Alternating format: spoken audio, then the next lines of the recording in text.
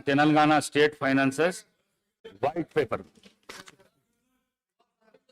Deputy CM Sri Batti Vikramarka Garu, opening remarks.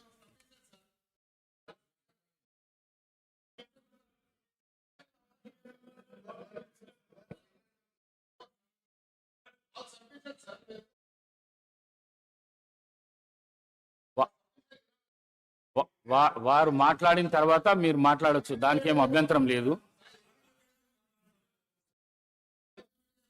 Deputy CM గారు.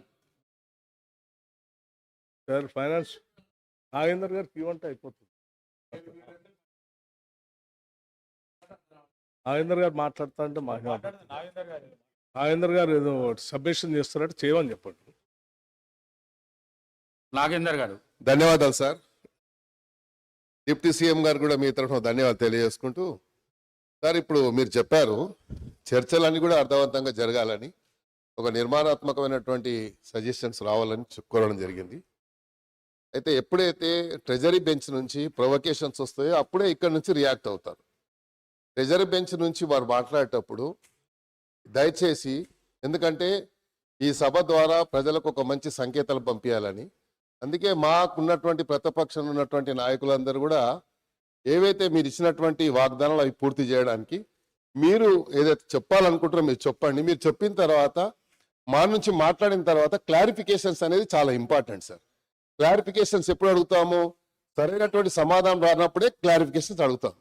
కానీ clarifications అవకాశం ఇవ్వనందుకు చాలా తప్పుడు సంకేతాలు పోయాయి. నేనేమంటున్నా అంటే, ముఖ్యమంత్రి గారే చెప్పారు మొన్న, మీరు ఒక నిర్మాణాత్మక సజెషన్స్ ఇవ్వండి, కన్స్ట్రక్టివ్ సజెషన్స్ ఇవ్వండి, డెఫినెట్గా వెల్కమ్ చేస్తామన్నారు. అవి ఇచ్చేటప్పుడు మాకు అవకాశం ఇస్తే మేము చెప్తాము. ఒక మంచి సాంప్రదాయాన్ని నెలకొల్పడానికి ఈ సభ వేదిక కావాలని నేను తమరి ద్వారా కోరుతాను.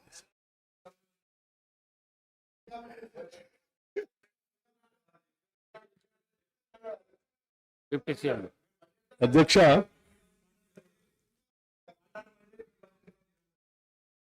ఎన్నో కళలు, ఎన్నో ఆశలు, ఎన్నో ఆకాంక్షలతో ప్రత్యేక రాష్ట్రం కావాలని, ఈ ప్రత్యేక తెలంగాణ రాష్ట్రంలో ఉన్నటువంటి ప్రజల జీవితాలన్నీ కూడా మార్పు చెందాలని, నిధులు, నీళ్లు, నియామకాలు ఆత్మగౌరవంతో కూడినటువంటి తెలంగాణ రాష్ట్రం ఏర్పడాలని, అందులో అందరూ అభివృద్ధి చెందాలనేటువంటి ఆశతో తెచ్చుకున్న తెలంగాణ రాష్ట్రం ఒక దశాబ్ద కాలం పాలన చేసినటువంటి గత ప్రభుత్వం తెచ్చుకున్నటువంటి ఈ తెలంగాణ రాష్ట్ర వనరుల్ని, ఆర్థిక వనరుల్ని, సహజ వనరుల్ని, మానవ వనరుల్ని అన్నింటినీ కూడా అనుకున్న లక్ష్యాల దిశలో నడిపించకపోవడం కన్న కళలన్నీ కూడా కళ్ళలుగానే మిగిలిపోయాయి. ఈ ఆర్థిక పరిస్థితిని ఒకసారి చూస్తే చివరికి రోజువారీ ఖర్చులకు కూడా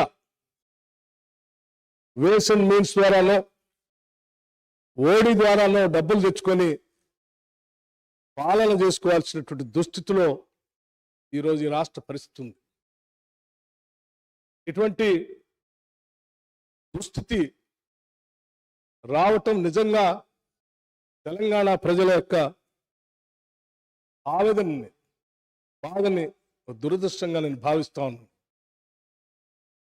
అందుకే ఈ దశాబ్ద కాలంలో జరిగినటువంటి ఆర్థిక అరాచకత్వాన్ని, జరిగినటువంటి తప్పిదాల్ని రాష్ట్ర ప్రజలందరికీ తెలియపరచవలసినటువంటి బాధ్యత, అవసరం.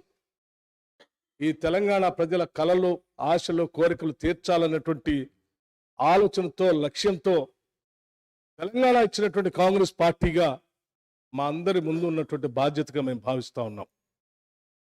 అందుకోసమే ఈ రాష్ట్ర ప్రజల ఆకాంక్షలను, కోరికల్ని నెరవేర్చడం కోసం ఈరోజు రాష్ట్రంలో ఉన్నటువంటి ఆర్థిక పరిస్థితి ఏంటి, ఇక్కడ నుంచి మనం మొదలు పెడితే మన భవిష్యత్తుని నిర్మాణం చేసుకోవటం కోసం ఏ రకంగా అడుగులు వేయాలి, ఏ రకమైనటువంటి ఆలోచనలు చేసుకోవాలి అని ఈ పవిత్రమైనటువంటి శాసనసభలో వాస్తవ పరిస్థితులన్నింటినీ ఈ సభ దృష్టికి, సభ ద్వారా రాష్ట్ర ప్రజలకు కూడా తెలియజెప్పి ఇక్కడ నుంచి కొత్త జీవితాన్ని, మార్పును కోరుకుంటూ ఒక అద్భుతమైనటువంటి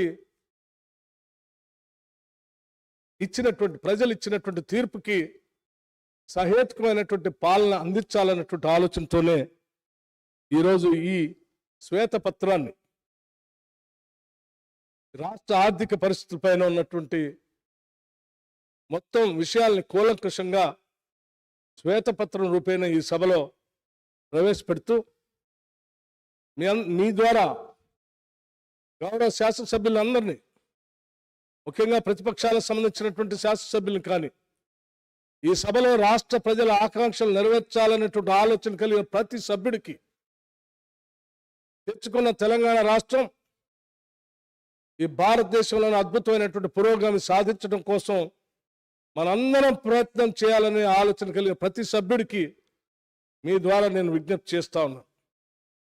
మేము ఈ సభలో ఇచ్చేటువంటి ఈ వైట్ పేపర్ని, శ్వేతపత్రాన్ని సంపూర్ణంగా అవగాహన చేసుకొని, అర్థం చేసుకొని, భవిష్యత్తు కోసం, ఈ రాష్ట్ర ప్రజల అందరి అభివృద్ధి కోసం సహేతుకమైనటువంటి సలహాలు, సూచనలు కూడా ఇస్తారని నేను ఆశిస్తూ ఈ short discussion white paper and finances పైన చర్చ మొదలు పెట్టవలసిందిగా మీ ద్వారా విజ్ఞప్తి చేస్తా ఉన్నాను.